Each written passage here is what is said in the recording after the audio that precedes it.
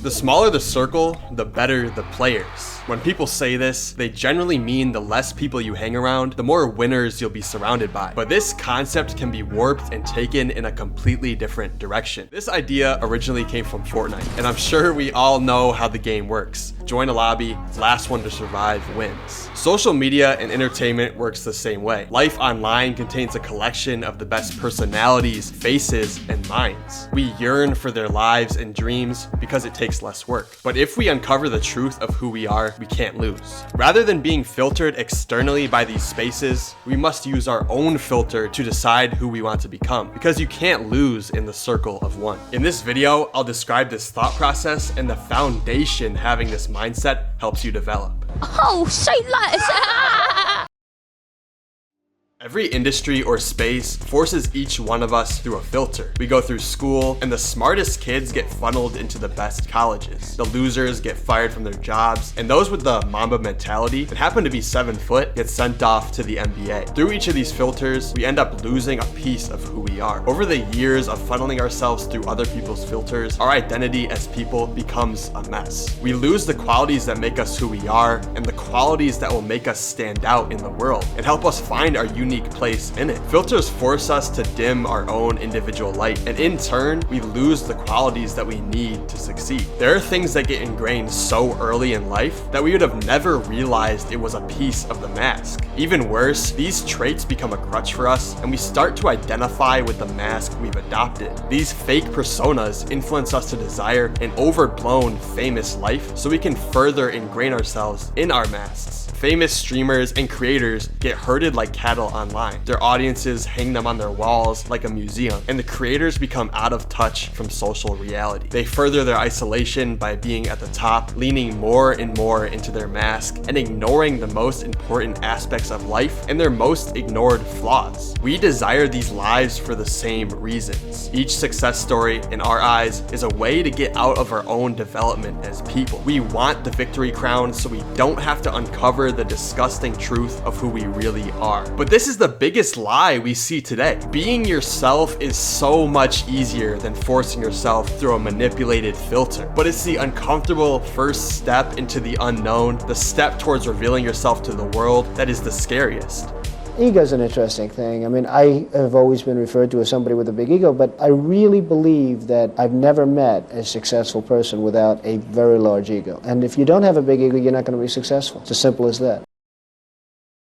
If we don't develop our own identity, we'll quickly get lost in the sea of the world and even our own decisions. We won't know what's right for us, and we end up consistently flip-flopping from one idea to the next. But before we develop ourselves, we must understand that our concept of freedom is exactly what's holding us back. Think of what happens when we overthink. Our options are so vast, and our thinking is free. It seems like a good thing, but what happens is we can't get anything done because we have too many options. You teach the slave to worry about whether or not he wants to be freed, and he will not free himself. If you're worried about your next move, the right step, or developing the right identity, you won't make the next step forward. This is exactly why we must sit down and define exactly who we want to be. If we don't have principles and guidelines moving us forward, who are we really? We're nothing but a sequence of the next TikToks we watch, the next content creator we come across, and our newest hobby. How can you develop consistency when who you are isn't consistent? You have no foundation to rely on, so we get swept up with the wind and movement of others. This is why ego is so important. Not because you'll be a crazy egomaniac who forces themselves to work hard, but because revolutionary ideas and hard work becomes a result of a defined identity. If we don't think we deserve to succeed, we'll do everything in our power to see how this is true, even if we really are successful. An ego can provide strength, security, and a foundation if used correctly. The only problem is we don't have the tools to understand the difference between egoic foolishness and the powerful security a strong sense of self can provide.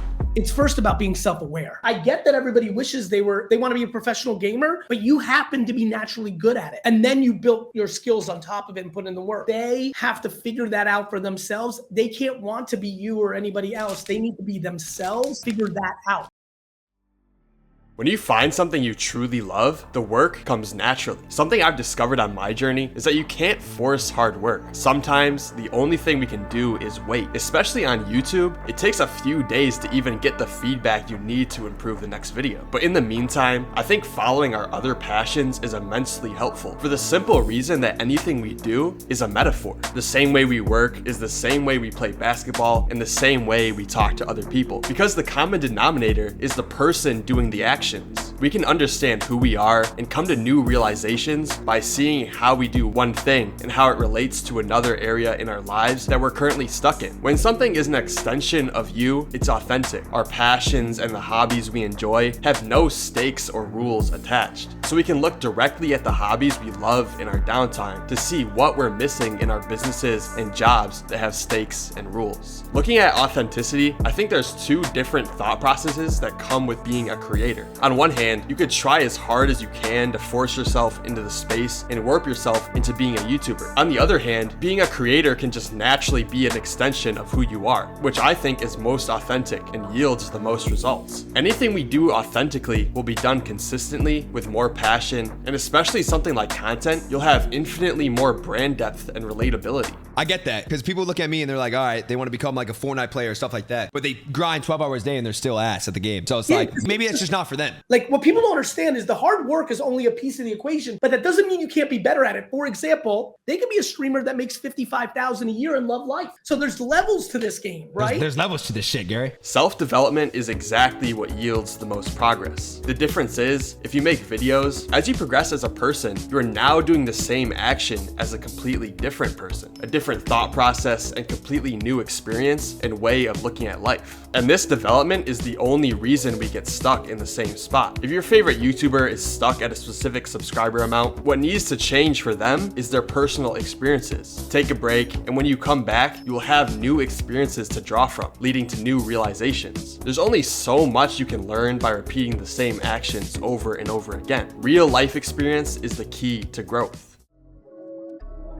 So natural talent matters, right? Natural talent matters and work matters. So what I would say to a lot of people is you've got to really put in the work, but deploy it against something you like or you're good at. And this is the part where we discover our natural talent. Anything we naturally do, we will automatically have a leg up on everyone else because it's just who we are. We don't even have to try. There's only one of us, and anything we do authentically will beat anything else out, which is why your profession must be a natural extension of you, rather than trying to fit into a place you don't belong. My passion.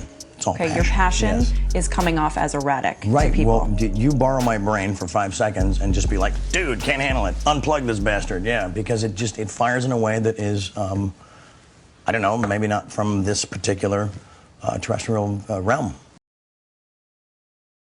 This interview with Charlie Sheen is a great example of radically being who you are and accepting the consequences. Ultimately, that's what we have to do in our own lives. Follow our desires and interests with unwavering dedication, without logic, just pure action, fucking around and seeing what happens. Then, on the back end, we see what works, what didn't, and then we're ready to go again. This may seem difficult, but we already do this in our own lives. If you really think about it, we just go around doing whatever the hell we want and finding the logic to back it up. It seems to me that most of us unconsciously follow our feelings and intuition rather than working through everything logically. I mean, really, think about it. The logic and decision making we tell ourselves is simply just a way to work through what's already happened, or something we just want to do. But if we consciously decide to do this same action of following what we want without thinking, we will see a lot of progress towards our true identity. Everything we try or attempt to do is a step towards who we really are. It takes time, but every week we get closer and closer to our true identity. I'm not a rapper. I beg to differ.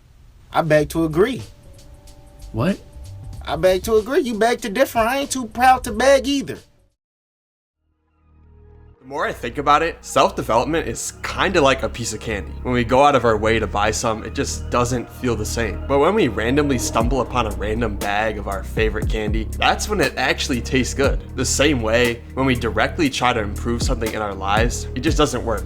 It doesn't taste good, And really, it's just a sad waste of our time. But when we're caught up in something completely unrelated and we're just making the motions of our day-to-day lives, that's exactly when we see improvement. That unexpected meal at your part-time job, the random banger playing at Chipotle, or the out-of-the-blue hangout with your friends. When we're not looking, that's when the beauty strikes us. It can be so easy to get caught up on our dreams and goals, but really, the times where we forget all about it and we're just living our lives is the times where we get closest to what we want most. When we're in a new place, just chilling at the hot tub on vacation, and we get a glimpse into the rarity of who we can actually become, that's when we truly make progress. Ultimately, we must become someone we are proud of.